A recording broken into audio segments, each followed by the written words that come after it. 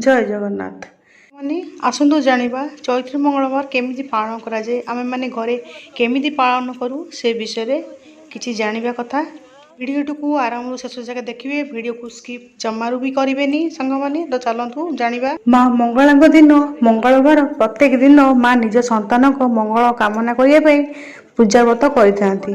चैत्र मास आरंभ रे चैत्र मंगलवार पूजा करा जाए।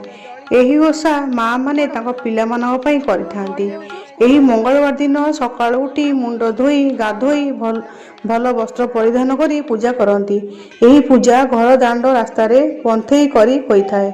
एही पूजा समस्त नारी माने एकाठी होई दांड रास्ता रे पूजा करती।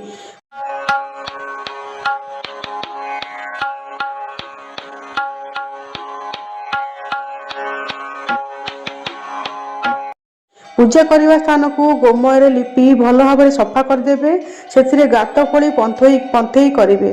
व्रतधारी माने निज घर पूजा सामग्री भोग आदि नहीं आसी था। से दिन व्रतधारी माने अन्न भोजन करती नहीं। भोग फल आदि खाई रुहति। पंथई पाखे कलश बसई से आंबडाल फूल रे कलश को सजई दबा।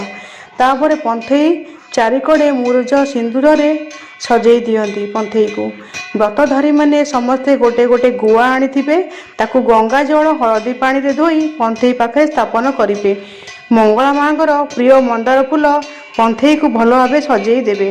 हलदी पानी करी पंथई रे ढालिबे। धूप दीप नैवेद्य बंदापना करेंगे। माँ पाखे पणा भोग हुए। पणा पाई क्षीर छेना नड़िया कदली सब मिसाई पणा प्रस्तुत करेंगे। व्रतधारी माने चाहिए माँ स्तुति बा बही पढ़ी पारे।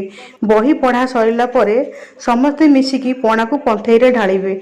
आग कलश रे भोग लगेबे, तापर पंथई पाखे भोग लगेबे। दीप कर्पूर आरती बंदापना करेंगे। माँ माने पिला मन पई मानसिक मध्य करिथांती। एही व्रत 4 पाली किंबा 5 पाली मध्य पड़े। चतुर्थ पाली रे व्रत पूजा करती।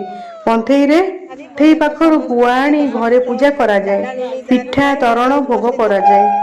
आशा करुछि मो वीडियोटी आपण मानकु भल लागिथिबो। तो लाइक कमेंट शेयर सब्सक्राइब करने को भूलिबे नहीं। एबे विदाय नेउछि। पुणी देखा हबो मोर आगामी वीडियो रे। रहिली। जय जगन्नाथ।